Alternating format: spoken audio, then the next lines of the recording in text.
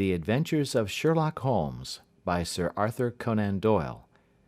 Adventure 9. The Adventure of the Engineer's Thumb.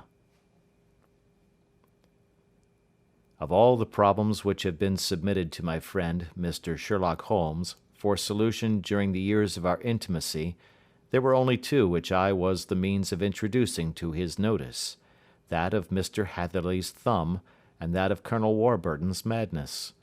Of these the latter may have afforded a finer field for an acute and original observer, but the other was so strange in its inception, and so dramatic in its details, that it may be the more worthy of being placed upon record, even if it gave my friend fewer openings for those deductive methods of reasoning by which he achieved such remarkable results. The story has, I believe, been told more than once in the newspapers, but, like all such narratives, its effect is much less striking when set forth en bloc in a single half-column of print than when the facts slowly evolve before your own eyes, and the mystery clears gradually away as each new discovery furnishes a step which leads on to the complete truth. At the time the circumstances made a deep impression upon me, and the lapse of 2 years has hardly served to weaken the effect. It was in the summer of '89, not long after my marriage, that the events occurred which I am now about to summarize. I had returned to civil practice and had finally abandoned Holmes in his Baker Street rooms, although I continually visited him, and occasionally even persuaded him to forego his Bohemian habits so far as to come and visit us. My practice had steadily increased, and as I happened to live at no very great distance from Paddington Station, I got a few patients from among the officials. One of these, whom I had cured of a painful and lingering disease, was never weary of advertising my virtues, and of endeavouring to send me on every sufferer over whom he might have any influence. One morning, at a little before 7 o'clock, I was awakened by the maid tapping at the door to announce that 2 men had come from Paddington and were waiting in the consulting room. I dressed hurriedly, for I knew by experience that railway cases were seldom trivial, and hastened downstairs. As I descended, my old ally, the guard, came out of the room and closed the door tightly behind him. "I've got him here," he whispered, jerking his thumb over his shoulder.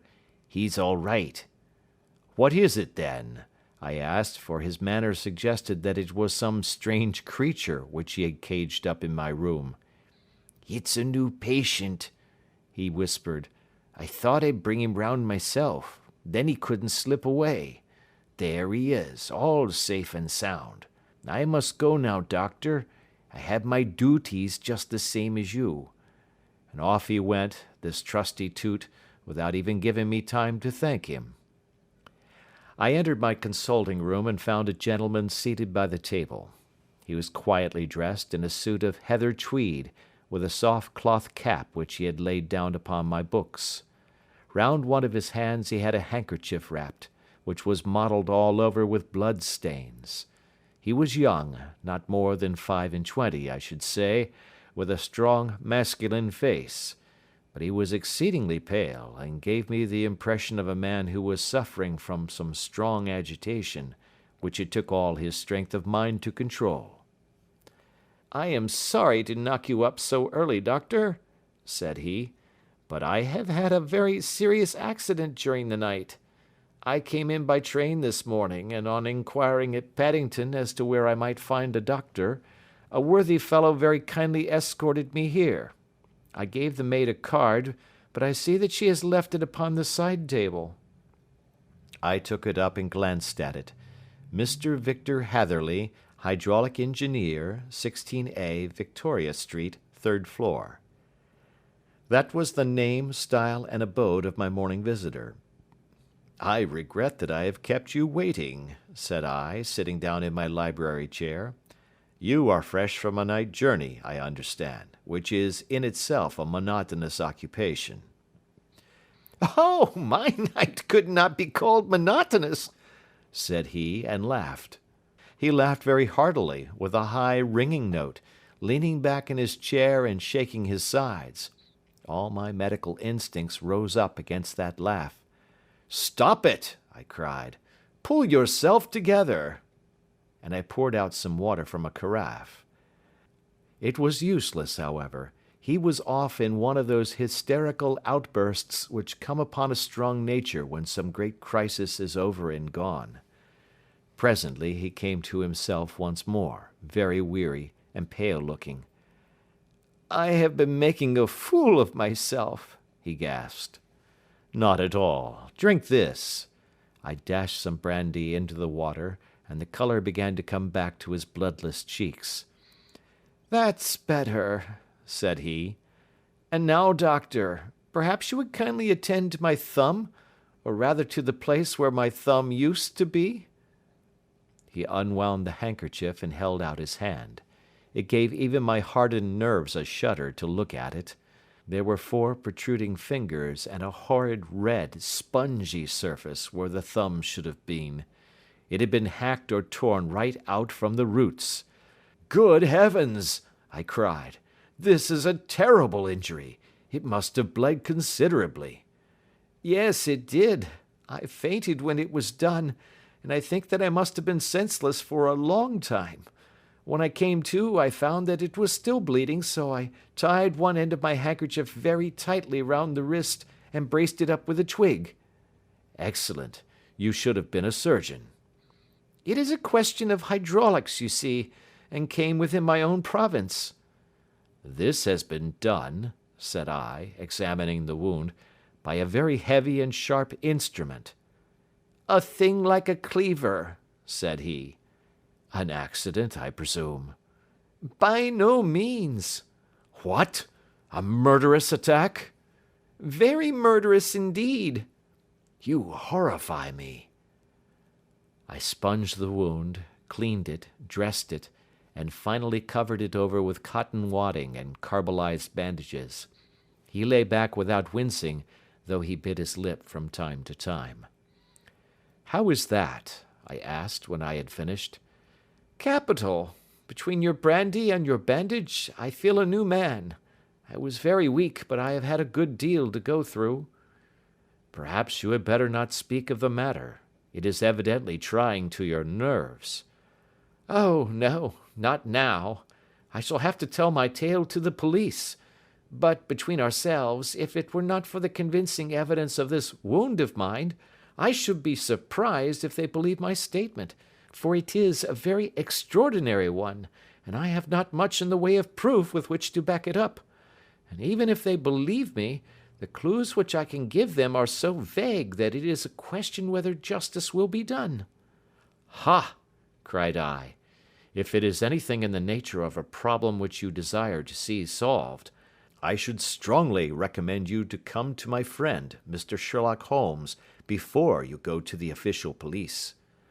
"Oh, I have heard of that fellow," answered my visitor, "and I should be very glad if he would take the matter up, though of course I must use the official police as well. Would you give me an introduction to him?" "I'll do better. I'll take you round to him myself." "I should be immensely obliged to you." "We'll call a cab and go together. We shall just be in time to have a little breakfast with him. Do you feel equal to it?" "Yes, I shall not feel easy until I have told my story." "Then my servant will call a cab and I shall be with you in an instant." I rushed upstairs, explained the matter shortly to my wife, and in 5 minutes was inside a hansom driving with my new acquaintance to Baker Street. Sherlock Holmes was, as I expected, lounging about his sitting room in his dressing gown, reading the agony column of the Times and smoking his before-breakfast pipe, which was composed of all the plugs and dottles left from his smokes of the day before, all carefully dried and collected on the corner of the mantelpiece. He received us in his quietly genial fashion, ordered fresh rashers and eggs, and joined us in a hearty meal. When it was concluded he settled our new acquaintance upon the sofa, placed a pillow beneath his head, and laid a glass of brandy and water within his reach. "It is easy to see that your experience has been no common one, Mr. Hatherley," said he. Pray lie down there and make yourself absolutely at home. Tell us what you can, but stop when you are tired and keep up your strength with a little stimulant." "Thank you," said my patient, "but I have felt another man since the doctor bandaged me, and I think that your breakfast has completed the cure. I shall take up as little of your valuable time as possible, so I shall start at once upon my peculiar experiences."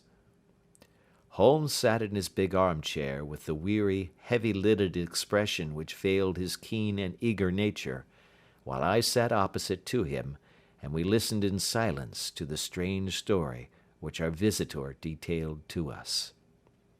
"You must know," said he, "that I am an orphan and a bachelor, residing alone in lodgings in London. By profession I am a hydraulic engineer, and I have had considerable experience of my work during the 7 years that I was apprenticed to Venner and Matheson, the well-known firm of Greenwich.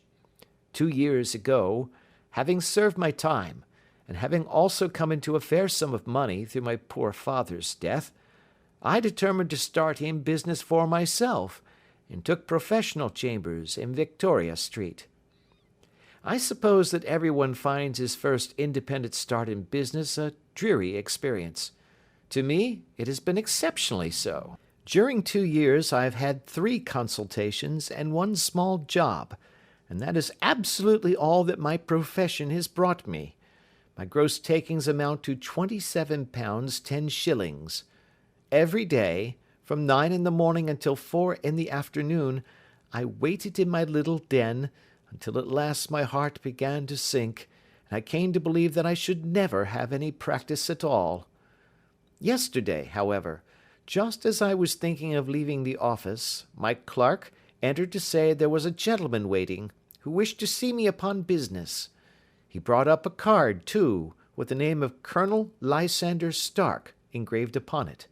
Close at his heels came the colonel himself, a man rather over the middle size, but of an exceeding thinness. I do not think that I have ever seen so thin a man. His whole face sharpened away into nose and chin, and the skin of his cheeks was drawn quite tense over his outstanding bones. Yet this emaciation seemed to be his natural habit, and due to no disease, for his eye was bright, his step brisk, and his bearing assured. He was plainly but neatly dressed, and his age, I should judge, would be nearer 40 than 30. "Mr. Hatherley," said he, with something of a German accent, "you have been recommended to me, Mr. Hatherley, as being a man who is not only proficient in his profession, but is also discreet and capable of preserving a secret." I bowed, feeling as flattered as any young man would at such an address.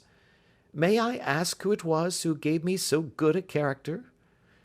"Well, perhaps it is better that I should not tell you that just at this moment.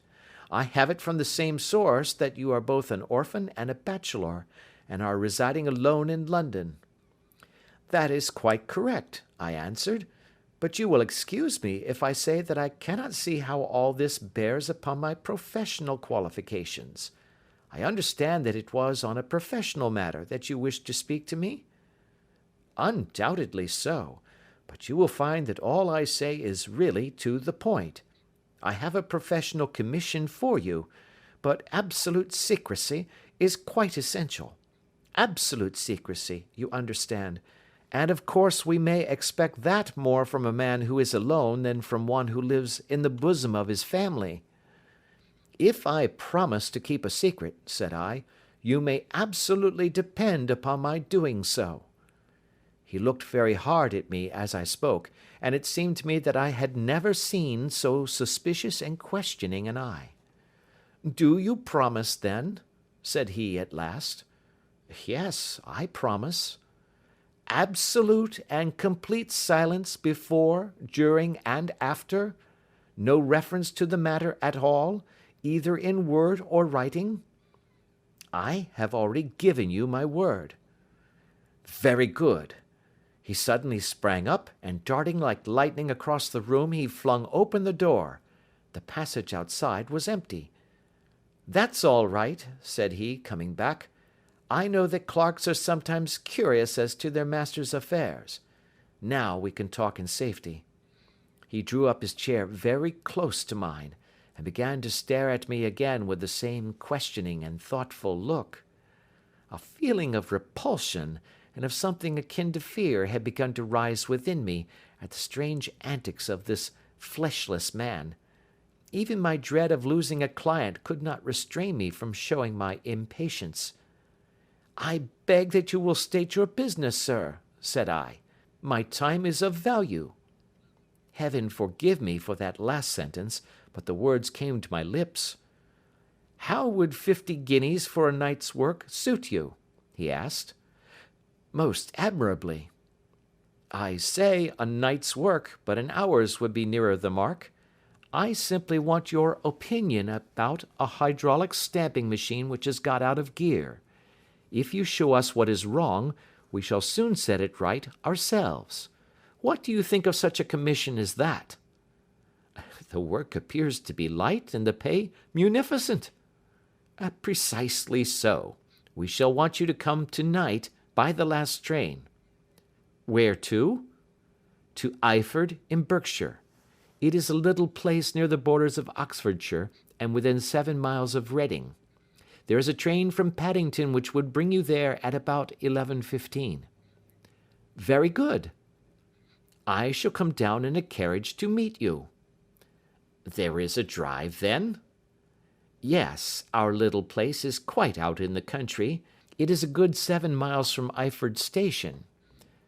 "Then we can hardly get there before midnight. I suppose there would be no chance of a train back.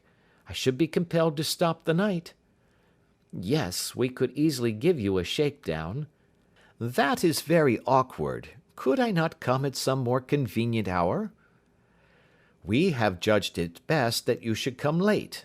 It is to recompense you for any inconvenience that we are paying to you, a young and unknown man, a fee which would buy an opinion from the very heads of your profession. Still, of course, if you would like to draw out of the business, there is plenty of time to do so." I thought of the 50 guineas, and of how useful they would be to me. "Not at all," said I. "I shall be very happy to accommodate myself to your wishes.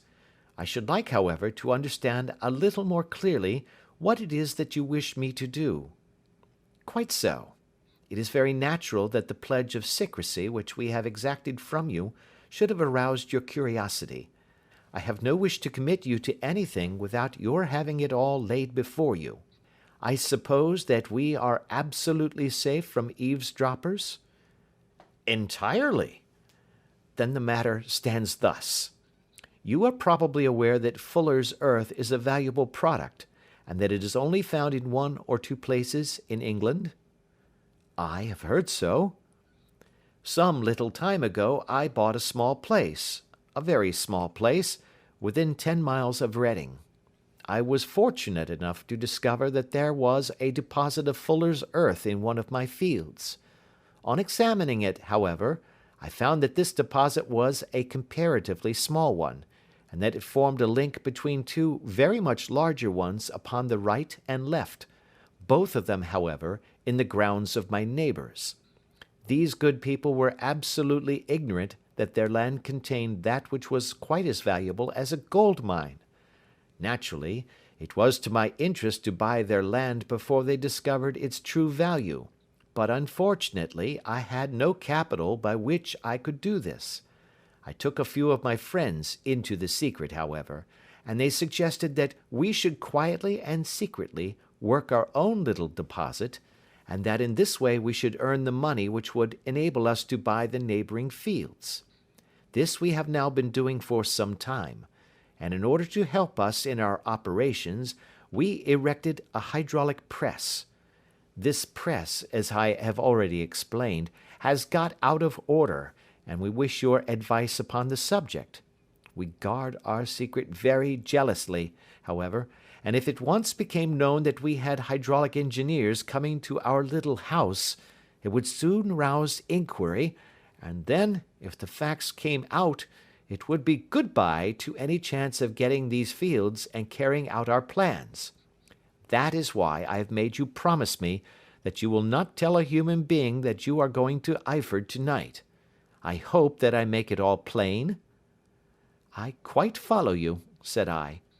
"The only point which I could not quite understand was what use you could make of a hydraulic press in excavating fuller's earth, which, as I understand, is dug out like gravel from a pit." "Ah," said he carelessly, "we have our own process.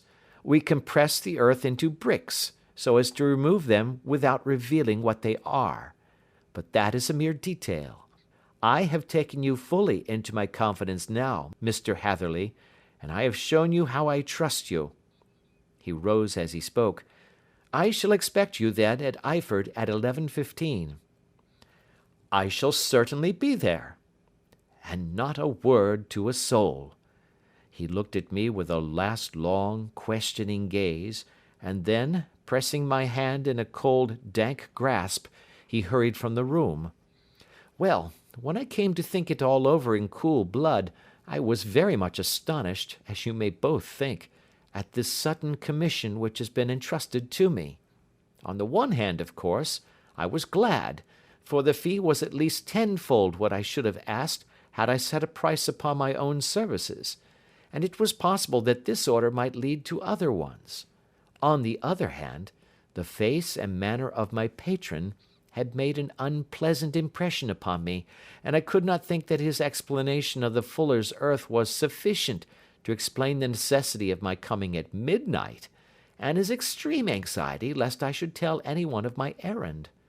However, I threw all fears to the winds, ate a hearty supper, drove to Paddington, and started off, having obeyed to the letter the injunction as to holding my tongue. At Reading, I had to change not only my carriage but my station. However, I was in time for the last train to Iford, and I reached the little dim-lit station after 11 o'clock. I was the only passenger who got out there, and there was no one upon the platform save a single sleepy porter with a lantern. As I passed out through the wicket gate, however, I found my acquaintance of the morning waiting in the shadow upon the other side. Without a word he grasped my arm and hurried me into a carriage, the door of which was standing open. He drew up the windows on either side, tapped on the woodwork, and away we went as fast as the horse could go. "One horse?" interjected Holmes. "Yes, only one." "Did you observe the colour?" "Yes, I saw it by the side lights when I was stepping into the carriage. It was a chestnut." "Tired looking or fresh?" "Oh, fresh and glossy." "Thank you. I am sorry to have interrupted you. Pray continue your most interesting statement." "Away we went then, and we drove for at least an hour. Colonel Lysander Stark had said that it was only 7 miles, but I should think, from the rate that we seemed to go, and from the time that we took, that it must have been nearer 12. He sat at my side in silence all the time, and I was aware, more than once when I glanced in his direction, that he was looking at me with great intensity. The country roads seemed to be not very good in that part of the world, for we lurched and jolted terribly. I tried to look out of the windows to see something of where we were, but they were made of frosted glass, and I could make out nothing save the occasional bright blur of a passing light. Now and then I hazarded some remark to break the monotony of the journey, but the colonel answered only in monosyllables, and the conversation soon flagged.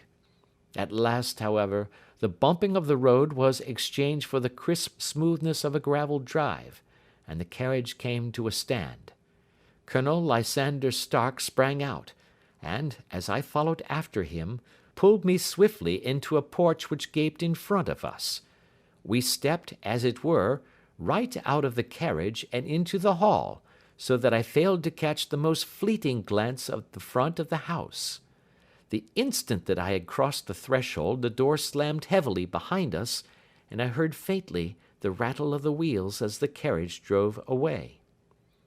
It was pitch dark inside the house, and the colonel fumbled about looking for matches and muttering under his breath. Suddenly a door opened at the other end of the passage, and a long, golden bar of light shot out in our direction. It grew broader, and a woman appeared with a lamp in her hand, which she held above her head, pushing her face forward and peering at us. I could see that she was pretty, and from the gloss with which the light shone upon her dark dress, I knew that it was a rich material. She spoke a few words in a foreign tongue, in a tone as though asking a question, and when my companion answered in a gruff monosyllable, she gave such a start that the lamp nearly fell from her hand. Colonel Stark went up to her, whispered something in her ear, and then, pushing her back into the room from whence she had come, he walked towards me again with the lamp in his hand. "Perhaps you will have the kindness to wait in this room for a few minutes," said he, throwing open another door. It was a quiet, little, plainly furnished room, with a round table in the centre, on which several German books were scattered. Colonel Stark laid down the lamp on the top of a harmonium beside the door. "I shall not keep you waiting an instant," said he, and vanished into the darkness. I glanced at the books upon the table, and in spite of my ignorance of German I could see that 2 of them were treatises on science, the others being volumes of poetry. Then I walked across to the window, hoping that I might catch some glimpse of the countryside, but an oak shutter, heavily barred, was folded across it. It was a wonderfully silent house. There was an old clock ticking loudly somewhere in the passage, but otherwise everything was deadly still. A vague feeling of uneasiness began to steal over me. Who were these German people, and what were they doing living in this strange, out-of-the-way place? And where was the place? I was 10 miles or so from Eyford, that was all I knew, but whether north, south, east, or west, I had no idea. For that matter, Reading, and possibly other large towns, were within that radius, so the place might not be so secluded after all. Yet it was quite certain, from the absolute stillness, that we were in the country. I paced up and down the room, humming a tune under my breath to keep up my spirits, and feeling that I was thoroughly earning my 50-guinea fee. Suddenly, without any preliminary sound in the midst of the utter stillness, the door of my room swung slowly open. The woman was standing in the aperture, the darkness of the hall behind her, the yellow light from my lamp beating upon her eager and beautiful face. I could see at a glance that she was sick with fear, and the sight sent a chill to my own heart. She held up one shaking finger to warn me to be silent, and she shot a few whispered words of broken English at me, her eyes glancing back, like those of a frightened horse, into the gloom behind her. "I would go," said she, trying hard, as it seemed to me, to speak calmly. "I would go. I should not stay here. There is no good for you to do." "But, madam," said I have not yet done what I came for. I cannot possibly leave until I have seen the machine." "It is not worth your while to wait," she went on. "You can pass through the door, no one hinders." And then, seeing that I smiled and shook my head, she suddenly threw aside her constraint and made a step forward, with her hands wrung together. "For the love of heaven," she whispered, "get away from here before it is too late." But I am somewhat headstrong by nature, and the more ready to engage in an affair when there is some obstacle in the way. I thought of my 50-guinea fee, of my wearisome journey, and of the unpleasant night which seemed to be before me. Was it all to go for nothing? Why should I slink away without having carried out my commission, and without the payment which was my due? This woman might, for all I knew, be a monomaniac. With a stout bearing, therefore, though her manner had shaken me more than I cared to confess, I still shook my head, and declared my intention of remaining where I was. She was about to renew her entreaties, when a door slammed overhead, and the sound of several footsteps was heard upon the stairs. She listened for an instant, threw up her hands with a despairing gesture, and vanished as suddenly and as noiselessly as she had come. The newcomers were Colonel Lysander Stark and a short, thick man with a chinchilla beard growing out of the creases of his double chin, who was introduced to me as Mr. Ferguson. "This is my secretary and manager," said the colonel.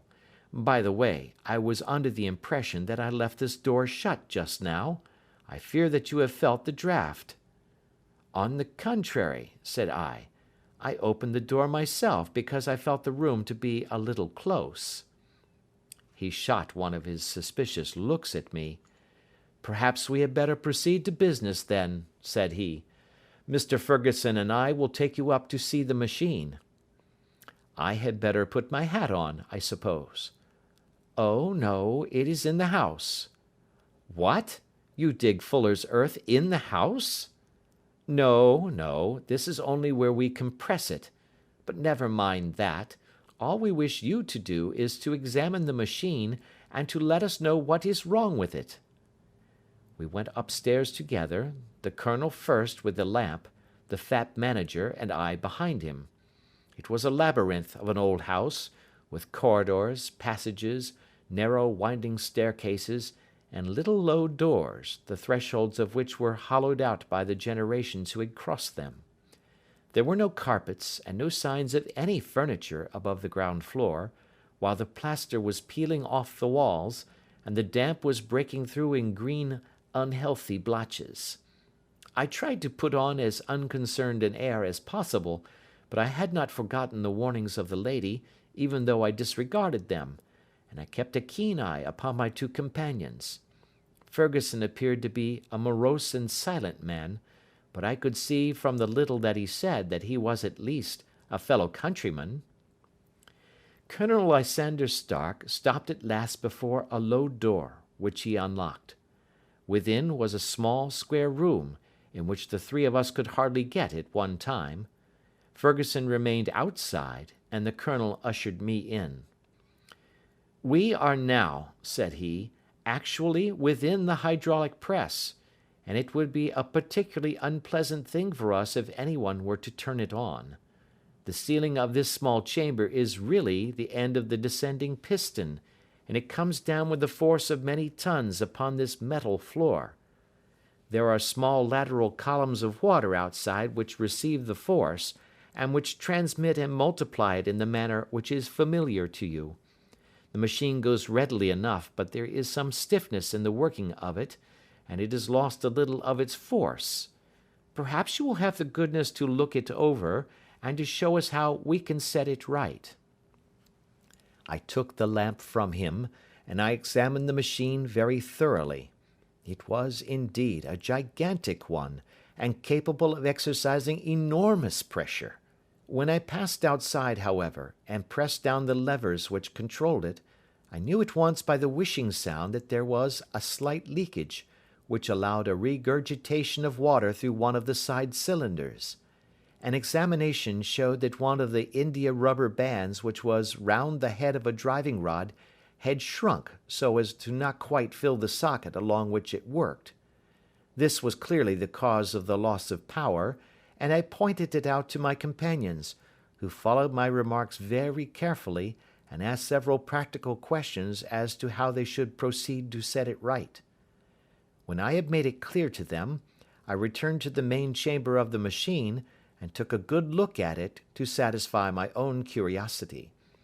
It was obvious at a glance that the story of the fuller's earth was the merest fabrication, for it would be absurd to suppose that so powerful an engine could be designed for so inadequate a purpose. The walls were of wood, but the floor consisted of a large iron trough, and when I came to examine it, I could see a crust of metallic deposit all over it. I had stooped and was scraping at this to see exactly what it was, when I heard a muttered exclamation in German and saw the cadaverous face of the colonel looking down at me. "What are you doing there?" he asked. I felt angry at having been tricked by so elaborate a story as that which he had told me. "I was admiring your fuller's earth," said I. I think that I should be better able to advise you as to your machine if I knew what the exact purpose was for which it was used." The instant that I uttered the words, I regretted the rashness of my speech. His face set hard, and a baleful light sprang up in his grey eyes. "Very well," said he, "you shall know all about the machine." He took a step backward, slammed the little door, and turned the key in the lock. I rushed towards it and pulled at the handle, but it was quite secure, and did not give in the least to my kicks and shoves. "Hello!" I yelled. "Hullo! Colonel, let me out!" And then suddenly in the silence, I heard a sound which set my heart into my mouth. It was the clank of the levers and the swish of the leaking cylinder. He had set the engine at work. The lamp still stood upon the floor where I had placed it when examining the trough. By its light I saw that the black ceiling was coming down upon me, slowly, jerkily, but, as none knew better than myself, with a force which must within a minute grind me to a shapeless pulp. I threw myself screaming against the door, and dragged with my nails at the lock. I implored the colonel to let me out, but the remorseless clanking of the levers drowned my cries. The ceiling was only a foot or two above my head, and with my hand upraised I could feel its hard, rough surface. Then it flashed through my mind that the pain of my death would depend very much upon the position in which I met it. If I lay on my face, the weight would come upon my spine, and I shuddered to think of that dreadful snap. Easier the other way, perhaps, and yet, had I the nerve to lie and look up at that deadly black shadow wavering down upon me? Already I was unable to stand erect, when my eye caught something which brought a gush of hope back to my heart. I have said that though the floor and ceiling were of iron, the walls were of wood. As I gave a last hurried glance around, I saw a thin line of yellow light between two of the boards, which broadened and broadened as a small panel was pushed backwards. For an instant I could hardly believe that here was indeed a door which led away from death. The next instant I threw myself through, and lay half fainting upon the other side. The panel had closed again behind me, but the crash of the lamp, and a few moments afterwards the clang of the two slabs of metal, told me how narrow had been my escape. I was recalled to myself by a frantic plucking at my wrist, and I found myself lying upon the stone floor of a narrow corridor, while a woman bent over me and tugged at me with her left hand, while she held a candle in her right. It was the same good friend whose warning I had so foolishly rejected. "Come, come," she cried breathlessly. "They will be here in a moment. They will see that you are not there. Oh, do not waste the so precious time, but come." This time, at least, I did not scorn her advice. I staggered to my feet, and ran with her along the corridor and down a winding stair. The latter led to another broad passage, and just as we reached it we heard the sound of running feet and the shouting of two voices, one answering the other from the floor on which we were, and from the one beneath. My guide stopped and looked about her like one who is at her wit's end. Then she threw open a door which led into a bedroom, through the window of which the moon was shining brightly. "It is your only chance," said she. "It is high, but it may be that you can jump it." As she spoke, a light sprang into view at the further end of the passage, and I saw the lean figure of Colonel Lysander Stark rushing forward with a lantern in one hand and a weapon like a butcher's cleaver in the other. I rushed across the bedroom, flung open the window, and looked out. How quiet and sweet and wholesome the garden looked in the moonlight, and it could not be more than 30 feet down. I clambered out upon the sill, but I hesitated to jump until I should have heard what passed between my saviour and the ruffian who pursued me.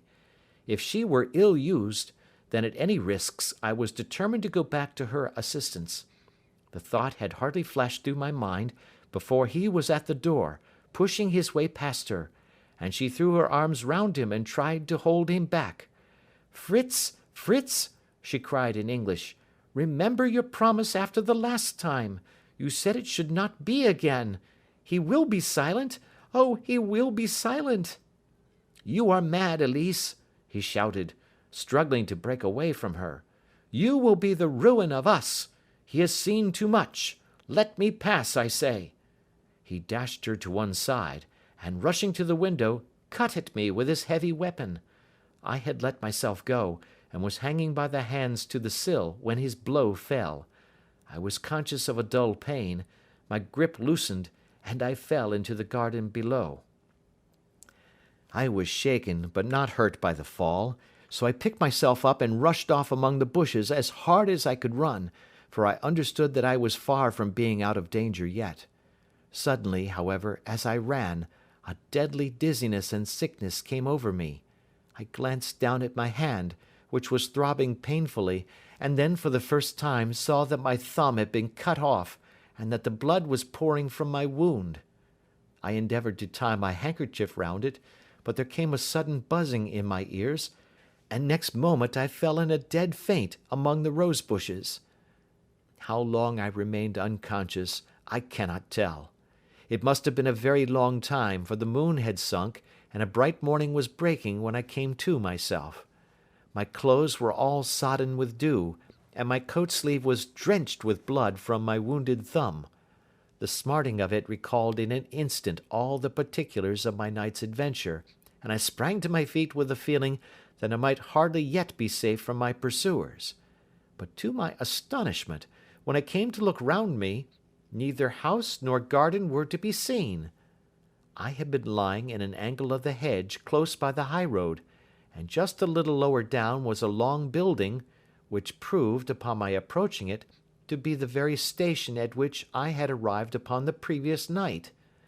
Were it not for the ugly wound upon my hand, all that had passed during those dreadful hours might have been an evil dream. Half dazed, I went into the station and asked about the morning train. There would be one to Reading in less than an hour. The same porter was on duty, I found, as had been there when I arrived. I inquired of him whether he had ever heard of Colonel Lysander Stark. The name was strange to him. Had he observed a carriage the night before, waiting for me? No, he had not. Was there a police station anywhere near?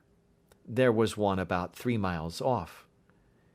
It was too far for me to go, weak and ill as I was. I determined to wait until I got back to town before telling my story to the police. It was a little past 6 when I arrived, so I went first to have my wound dressed, and then the doctor was kind enough to bring me along here. I put the case into your hands, and shall do exactly what you advise." We both sat in silence for some little time after listening to this extraordinary narrative. Then Sherlock Holmes pulled down from the shelf one of the ponderous commonplace books in which he placed his cuttings.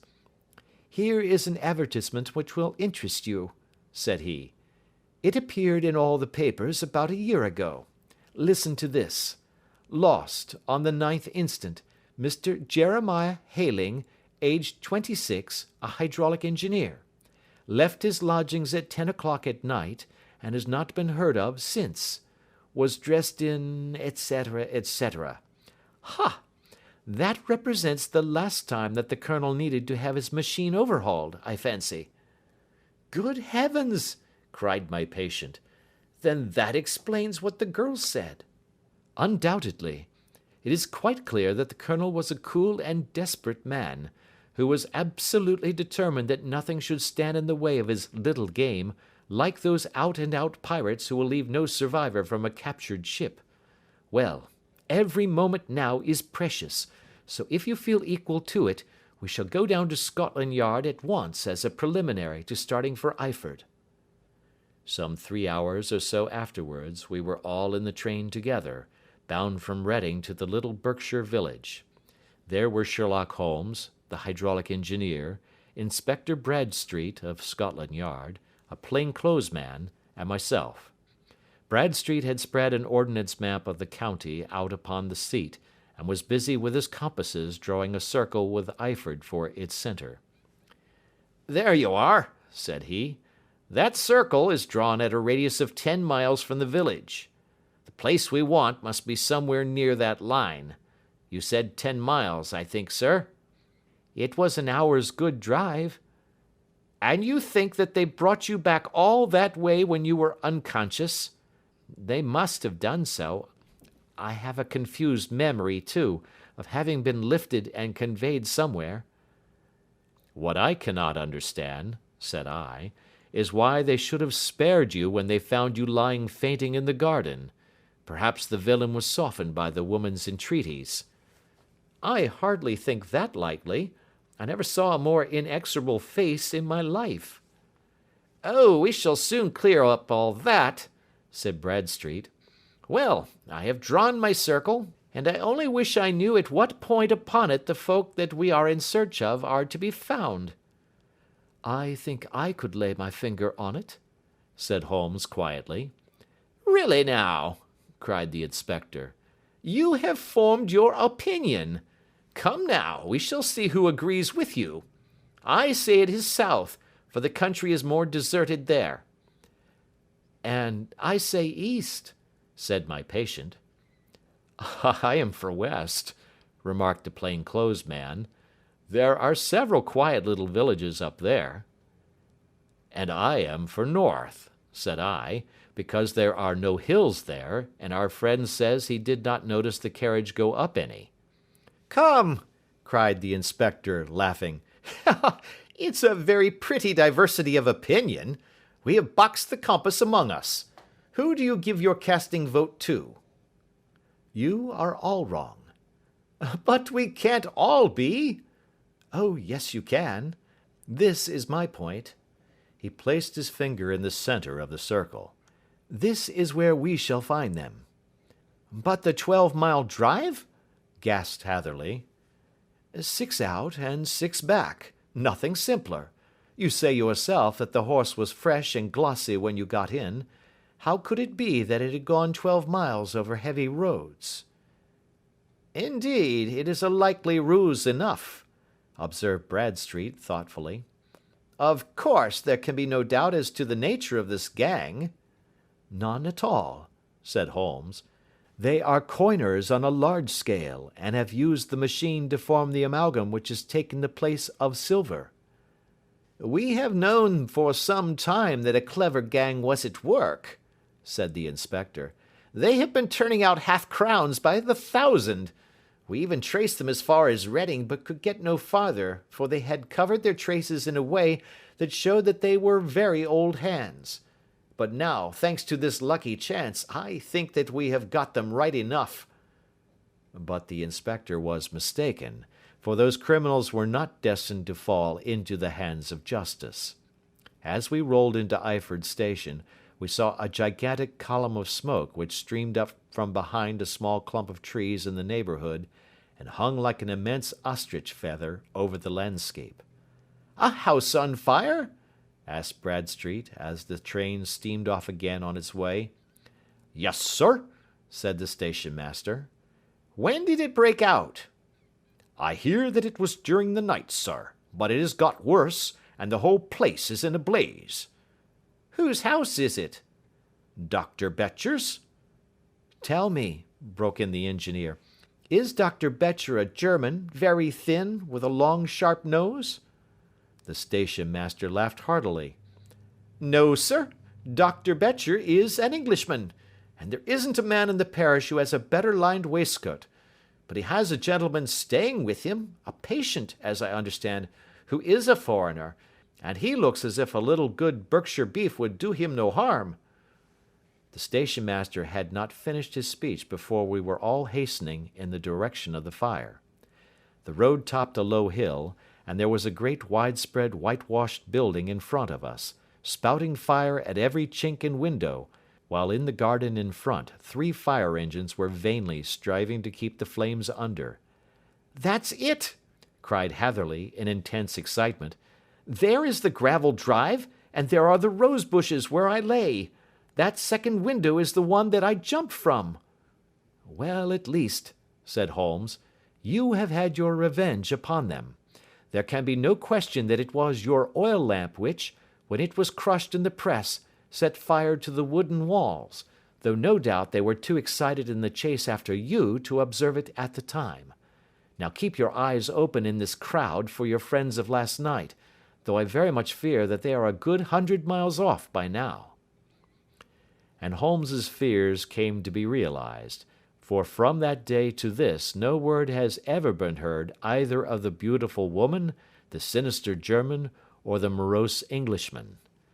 Early that morning a peasant had met a cart containing several people and some very bulky boxes driving rapidly in the direction of Reading, but there all traces of the fugitives disappeared, and even Holmes's ingenuity failed ever to discover the least clue as to their whereabouts. The firemen had been much perturbed at the strange arrangements which they had found within, and still more so by discovering a newly severed human thumb upon a window-sill of the second floor. About sunset, however, their efforts were at last successful, and they subdued the flames, but not before the roof had fallen in, and the whole place been reduced to such absolute ruin that, save some twisted cylinders and iron piping, not a trace remained of the machinery which had cost our unfortunate acquaintance so dearly. Large masses of nickel and of tin were discovered stored in an outhouse, but no coins were to be found, which may have explained the presence of those bulky boxes which have been already referred to. How our hydraulic engineer had been conveyed from the garden to the spot where he recovered his senses might have remained forever a mystery were it not for the soft mould, which told us a very plain tale. He had evidently been carried down by two persons, one of whom had remarkably small feet, and the other unusually large ones. On the whole, it was most probable that the silent Englishman, being less bold or less murderous than his companion, had assisted the woman to bear the unconscious man out of the way of danger. "Well," said our engineer ruefully, as we took our seats to return once more to London, "it has been a pretty business for me. I have lost my thumb, and I have lost a 50-guinea fee, and what have I gained?" "Experience," said Holmes, laughing. "Indirectly it may be of value, you know. You have only to put it into words to gain the reputation of being excellent company for the remainder of your existence."